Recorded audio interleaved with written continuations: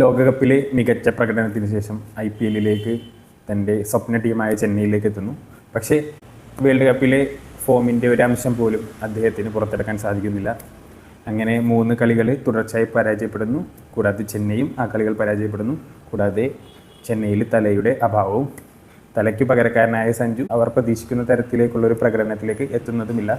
സഞ്ജുവിൻ്റെ ടീമിലെ സ്ഥാനം പല വിമർശനങ്ങൾക്കും ഈ ചെറിയ സമയങ്ങൾ കൊണ്ട് അദ്ദേഹത്തിന് നേരിടേണ്ടി വന്നു. അദ്ദേഹത്തിനെ ടെൻഷനടിച്ച് നമ്മൾ വീണ്ടും കാണുന്നു. പക്ഷേ 4ാമത്തെ മാച്ച് ഡൽഹിയുമായിട്ടുള്ള മാച്ചിൽ അദ്ദേഹം ഈ സീസണിലെ IPLിലെ ആദ്യത്തെ സെഞ്ചുറി സ്വന്തമാക്കി തിരിച്ചു വരുന്നു. എല്ലാ മലയാളികളും ആഗ്രഹിച്ച പോലെ, ചെന്നൈ ഫാൻസ് ആഗ്രഹിച്ച പോലെ സഞ്ജു തിരിച്ചു വന്നു. MS ധോണിയുടെ പകരക്കാരനായി തന്നെയാണ് സഞ്ജുവിനെ മാനേജ്മെൻറ്റ് കാണുന്നത്.